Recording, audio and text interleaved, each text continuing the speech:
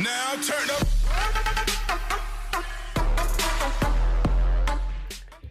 What up is Marcus with Dynasty Football Dads. We have the ever-aging question, and I mean aging. So if you're new to the channel, we have the Jerry Jeudy free signed jersey. All you have to do is be a subscriber for a chance to win. It's a collegiate jersey. If you haven't seen it, just go to a different video, and it's right in the beginning. So we are doing what age do running backs decline? And this is kind of an obvious question that we've talked about before, but we need to keep talking about it because I keep seeing the issues. I keep seeing people do it. And I'm like, why do people keep doing it? Example, what do we do with Derrick Henry? What do we do with some of these running backs that are getting to 26 years old? Like, that's not Derrick Henry. Derrick Henry is 27. But Aaron Jones, guys into their second contracts. Even like Zeke, who is 10 pounds lighter. But how much longer are we expecting them to be elite? So, actually, when we look at running backs, we see their carries, their general carries actually peak at the age of 27. So, if you're looking at carries volume-wise, a lot of times running backs will kind of float in between the 23 to 27 years old.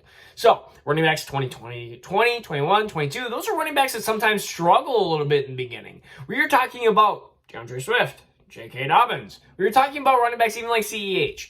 But we have also running backs like JT that kind of break that mold.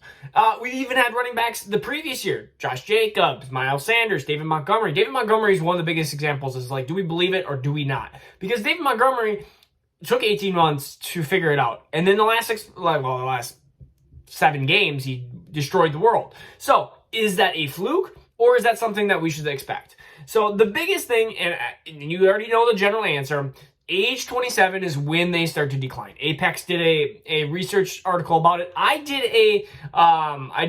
a kind of video about it, I don't know, maybe a month ago. Age 27 is the age where we start to decline. But what kind of volume, what kind of production are we expecting? So we actually expect a 15% drop in volume, and then a 25% drop by 29, and then by 30, a 40% drop. So, are we expecting a ginormous drop? Well, this is volume-wise. Volume, I guess, is important. Volume sometimes can equal production, but when we are looking about running backs, we want to make sure that we are getting running back, especially like Derrick Henry. We want volume. We want 25 carries. What's the difference between 25 carries and 20 carries? Well, I mean, if you average just 4 yards a carry, that's, what is that? Can I do the math? 20 yards? 20 yards times 6, that's 320 yards. That's 320 yards you don't have. Or that is, again, 2 points per game, which is a big difference. And we started getting into some other issues as well with high volume, which I've talked about that in a separate video as well. We've talked about a lot of stuff in separate volumes. So when we look at kind of the peak, I always say the peak, it being like, when do we see their best seasons ever? Some of the best seasons ever in fantasy football have not been past 27. I will say, we look at some of the best seasons, 27, which is LaDainian Tomlinson, 23, Christian McCaffrey. Then we have 27, Marshall Faulk, 24, again, Tomlinson. Faulk was the only one that was kind of really over that age, and he was 28. We did have a random Priest Holmes year, which was 30. But if we look at majority of the running backs, again, majority of the running backs that we're trying to find, we have these elite running backs. Kamara, Zeke, those are elite running backs. Is Henry an elite running back? It's kind of hard to determine if he's elite because he's had 2 good years and he's been playoff Henry, but has he been really an amazing elite running back fantasy wise? And he started off rocky with DeMarco Murray there. So just, okay, well, let's filter out some of the elites and say, well, let's say Derrick Henry's kind of that next tier. He's the David Johnson, Arian Foster, Todd Gurley kind of phase. The majority of running backs, again, the average age that they peak out at is about 25 years old. Well, Derrick Henry's much past that. And if you look at some of the best seasons, we have 23, 25, 24, 21, 22, 23, 27, 25, 24, 24. These include Ray Rice, Jamal Charles, kind of that tier. Not the Marshall Faulks, not the Priest Holmes, not the CMCs. Some of these years that were not nearly as amazing, you could say. So one of the biggest things that we have to kind of understand is that majority of the running backs are going to be kind of to that 24, 25. In fact, there's kind of over the last decade, nearly twice as many running backs have scored 250 points per game, or 240 points per year, at 24, 25 than 26. Well, there is 2 more years there, but what I'm saying is twice as many at 24, twice as many at 25 than 26. Not 24 or 25 equaling 26. So really, you have not twice as much chance. But what you have to understand is players like Melvin Gordon, 28 this season. To me, he's almost garbage in my mind in Dynasty. We have Dalvin Cook, Nick Chubb, Zeke, all 26. We are getting to the border here. It's getting close to the hill. And then we have Aaron Jones, 27, which I'm a huge non-believer on Aaron Jones. I think A.J. Dillon's going to pose a huge problem. He's a different running back than Jamal Williams. And I think you're going to see that, and you're going to see a lot of touchdowns go away from Aaron Jones, and you're going to see a lot of production go away from Aaron Jones. You take away 6-7 touchdowns from him, and you're like, whoa, he does not look nearly as good.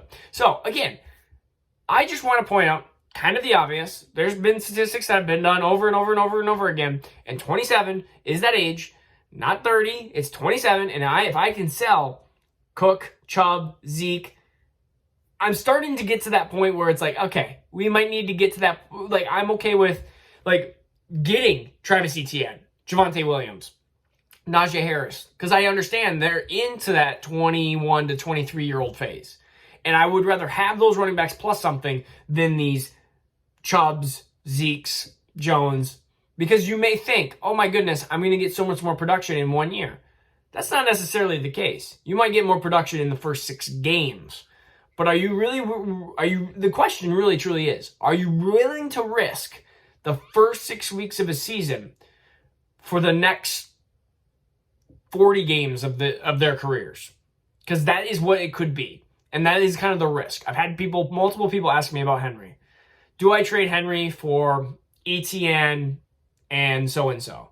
And a lot of times I'm like, unless you're in all-in now mode, like you want to win that championship, I mean, you are potentially risking losing ETN, and ETN could definitely not have as good a first 6 games. And if you're in championship win now mode, yeah, like that might be a bad move. But after the season, you're not going to be able to probably get that value. So you could get ETN, and maybe he's running back 30 for the first 6 games. But then maybe he's running back 10, kind of the classic J.K. Dobbins, J.K. Dobbins, Antonio Gibson, and DeAndre Swift type. Versus Henry, who could be RB3, RB4, RB5, or could maybe not be RB in the top 10. Like, you just don't know. We don't know, because Julio changes the offense. That offense is ever changing, and you just never know that they might not utilize him as much through there. So, again, just my perspective on Dynasty Fantasy Football. I do like some of the youth versus some of the expiring assets, you could say. So again, if you want me a part, or if you want me to be on somebody else's channel when it comes to Dynasty Fantasy Football, just reach out to that, or comment my name in there, or tag me in there. Can you tag me in there? I think you can tag me. I don't know. Maybe just at me. I don't know. I think maybe so. Whatever. Just comment my name. Maybe it'll pop up. Maybe it won't pop me up, or whatever it is. But I think that would be awesome. There's a couple different YouTubers that I definitely follow as well, that I think it's always good to get contrary opinions and everything. So again, this is Marcus Dynasty Football Dads. We'll see you tomorrow. Peace out. Now turn up.